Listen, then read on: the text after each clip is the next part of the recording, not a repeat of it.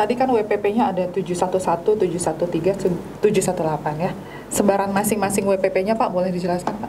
Ya, tadi memang 711, 713, dan 718 kan semuanya berwarna merah dan kuning. Jadi upaya penangkapan kan harusnya dikurangi atau tidak boleh ditambah.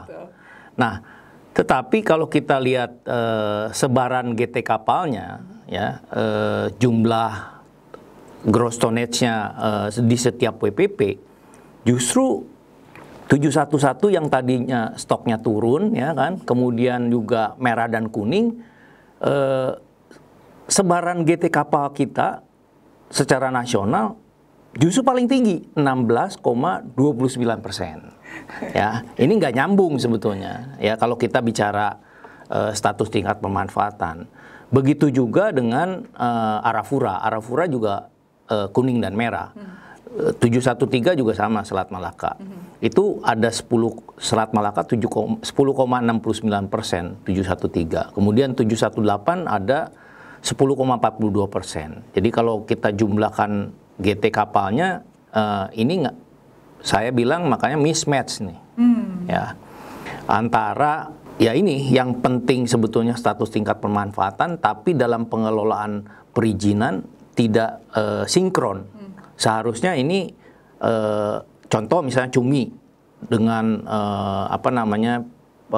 Pursen Pelagis Besar. Ini juga dalam beberapa tahun itu meningkat pesat jumlahnya.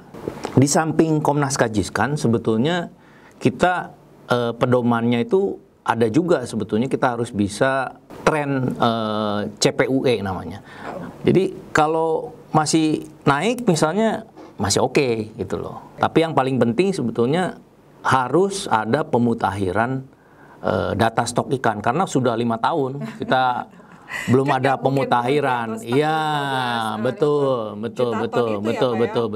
Oke. Nah Pak, kalau produksinya tadi 7,1 juta ton, nah ekspornya nih yang membuat tadi melempem itu 0,86 saja Pak. Itu bagaimana tuh Pak? Nah sebetulnya kalau kita analisis produksi ikan nasional itu tahun 2020 ya, perikanan laut itu ada 7.137.110 ton. Ini harusnya dianalisis dikaitkan dengan kapasitas penangkapan ikan nasional. Yang namanya kapasitas penangkapan ikan nasional itu ada izin pusat, ada izin provinsi, ada namanya BPKP, izin kabupaten kota. Nah, saya coba lihat karena ini angka produksi 2020-nya 7,1 juta ton, kita harus mengcompare dengan data. Kebetulan saya ada rekap di tahun 2020 juga, harus tahun yang sama lah supaya apple to apple. Itu tercatat kapasitas izin pusat, provinsi dan BPKP, gross tonnage-nya itu totalnya 900.958 gross tonnage. Ya. Nah, kapasitas ini kalau kita bandingkan dengan produksi itu sangat luar biasa produktivitasnya. Kalau dihitung ada 7,92 kali lipat. Jadi ibaratnya dengan 900.958 GT kita bisa memproduksi 7,1 juta ton. Kalau menurut saya ini angka yang harus diverifikasi ya. Ini karena terlalu besar. Apalagi yang namanya gross tonnage itu, misalnya kapal yang 100 GT, ya 100 GT itu dihitung semua ruangan yang tertutup, termasuk toilet, tempat tidur. Padahal yang sebetulnya produktivitas itu tempat penyimpanan ikan, namanya palka.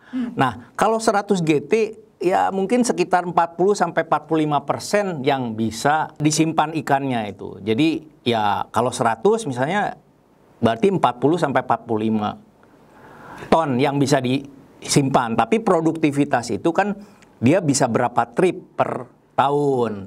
Tapi intinya kalau kita lihat 7,92 kali lipat produktivitasnya, itu saya rasa mungkin harus diverifikasi. Makanya ini sangat meragukan ya, karena apalagi gapnya dengan ekspor sangat jauh sekali. Kalau dibandingkan dengan ekspor, produksinya 8,25 kali lipat. Ekspor dibandingkan dengan produksi itu 8 kali lipat. Nah itu dia, jadi jangan bangga dulu dengan stok ikan nasional yang katanya kemarin meningkat, mencapai, tapi ekspornya masih melempem tadi. Betul, ya Pak ya? Betul. Dan kita lihat bahwa kemarin kita sudah singgung juga nilai produksi ikan nasional ya. Nilai produksi ikan nasional itu kan sempat diberitakan 224 triliun ya dibandingkan dengan PMBP yang 600 miliar. Ini sebetulnya nggak fair karena apa? Kalau kita bandingkan sebetulnya izin yang 600,4 miliar itu kita harus bandingkan dengan kapasitas izin pusat juga. Izin pusatnya berapa sebetulnya gross tonnage-nya? Ada 563.802 gross tonnage di tahun 2020 yang saya catat ya, sekitar segitulah. Kalau kita kali 1.000 terus kemudian kali produktivitas rata-rata 1,01 dikali dengan harga rata-rata 10.500 itu memperoleh nilai produksi perikanan tangkap izin pusat 5,98 triliun. Menurut analisa saya, PNBP izin pusat 600 miliar artinya sudah mencapai 10% karena tarifnya kan rata-rata 5-10%. Mungkin ini udah maksimal.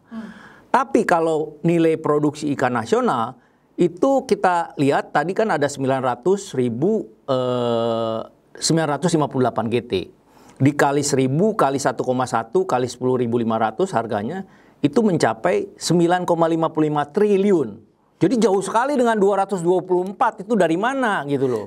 Ya karena kita harus melihat bahwa yang namanya produksi pasti tergantung dari kapasitas kapalnya sendiri gitu loh. Kan nggak mungkin kapalnya gimana apa bisa menduplikasi sendiri, ya kan? Ini yang sebetulnya yang harus dipahami oleh publik. Kapasitas penangkapan ikan itu yang jelas adalah kapasitas palka sebetulnya.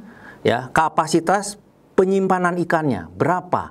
Nah, kalau kita gross tonnage tadi makanya kali satu produksinya rata-rata produktivitasnya berapa, ini yang akan menghasilkan produksi yang real sebetulnya. Yang estimasinya nggak bisa terlalu jauh lah. Itu ada estimasi yang bisa dipertanggungjawabkan tuh yang. Iya, betul. Oke. Terus sumber daya pemanfaatannya itu tadi bagaimana Pak supaya sustainable, berkelanjutan tadi dan optimal pastinya? Ya, pertama sebetulnya kalau bicara mengenai sustainability, kemudian tadi intinya estimasi potensi stoknya berapa, misalnya ini yang harus dikaji ulang nih, ya, dikaji ulang. Kemudian kita lihat juga status pemanfaatannya, baru kita menentukan berapa yang bisa dimanfaatkan secara optimal. Dari estimasi potensi, jumlah tangkapan yang diperbolehkan, status pemanfaatan, ini yang sebetulnya harus 3 komponen ini harus dilihat. Tidak boleh estimasi potensi saja atau jumlah tangkapan yang diperbolehkan saja. Kita harus melihat justru status tingkat pemanfaatannya juga. Oke, gitu jadi loh. Stok ikan dengan ekspor nggak boleh melempem ya Pak ya? Nah, ini juga ekspor kita harus lihat juga posisi kita sebetulnya yang namanya melempem itu apakah volumenya, apa nilainya. Ya sekarang ini kalau kita bicara ekspor perikanan tangkap atau ekspor secara keseluruhan lah, ekspor perikanan di posisi global ini kita di urutan ke-13. Oh, ya, peringkat ekspor kita ya Pak ya? Iya, peringkat ekspor perikanan ya, tidak termasuk rumput laut. Saya bicara mengenai ekspor perikanan ya, hasil perikanan ya. Kalau rumput laut itu di luar, walaupun rumput laut masuk di KKP sebagai komoditas, tapi saya berusaha untuk ekspornya ini hanya khusus perikanan tangkap dan budidaya. Kita di peringkat ke-13 ya dengan nilai 4,8 miliar US dollar ya. Kalau kita bandingkan dengan Cina itu 19,8 miliar US dollar, hampir 20 miliar. Inilah yang membuat tadi menganga tadi. Ya. Jadi kalau kita lihat sebetulnya memang kita ke-13. Dulu sempat kalau bisa di googling kita katanya Indonesia ekspor perikanannya melampaui Thailand, Vietnam, ya kan, China. Waduh, ini jauh karena Vietnam dan Thailand aja menduduki peringkat Vietnam ketiga, Thailand keempat. Dan ekspornya mereka 2 kali lipat daripada kita. Wow. Hampir 2 kali lipat lah, sekitar 8 miliar lebih. Kita sementara masih 4,8 miliar. Oke. Semoga yang 5 tahun terakhir ini datanya tidak muncul nih. Setelah analisis dari Pak Hendra, datanya bisa muncul sehingga stok ikan kita melimpah, ekspornya tidak kembali melempem. Pak, di tahun 2018 nih banyak berita-berita bahwa nilai ekspor Indonesia itu lebih tinggi daripada Cina, Vietnam, dan Filipina. Tapi tadi Pak Hendra bilang kita peringkat 13. Gimana sih Pak jadinya ini Pak?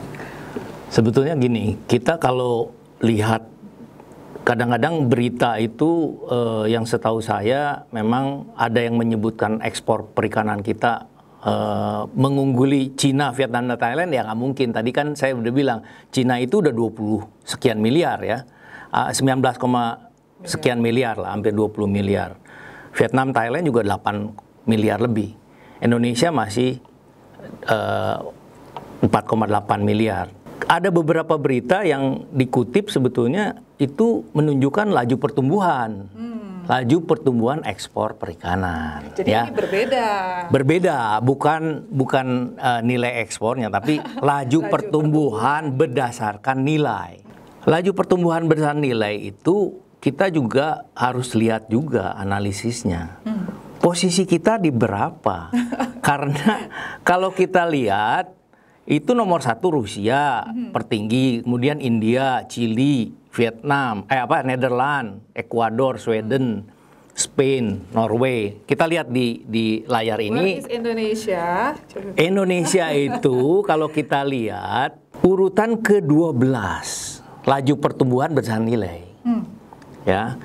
Di mana laju pertumbuhan kita 4,13%, ya. Kemudian Vietnam 3,45%,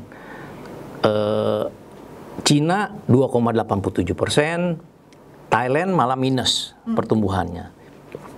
Akan tetapi kita harus melihat bahwa indikator ekspor atau laju pertumbuhan ini jangan satu sisi. Ada laju pertumbuhan berdasarkan nilai, ada laju pertumbuhan berdasarkan volume. Laju pertumbuhan berdasarkan volume kita negatif dan urutannya lebih turun lagi. Nah, tapi yang paling penting sebetulnya kita juga harus melihat volume dan nilai ekspor secara keseluruhan. Baru kita bisa menganalisis secara utuh.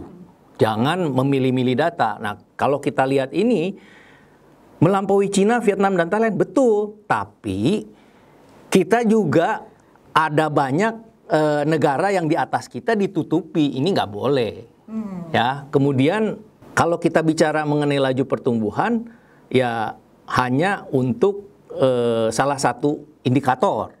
Tapi yang paling penting justru nilainya seberapa. Vietnam, Cina, dan Thailand itu karena sudah mendekati tahap kedewasaan, ibaratnya, ya manusia juga nggak tumbuh lagi lah. Ya, jadi ibarat, iya. Kalau misalnya yang lain-lain itu mungkin juga dia masih tumbuh karena mungkin masih volumenya juga atau nilainya masih, ya ibaratnya masih remaja nih. Ada yang percepatan pertumbuhannya jauh lebih cepat. Itu aja, Bu. Oke. Itulah Cut Off Channel untuk episode kali ini. Nantikan episode Cut Off berikutnya.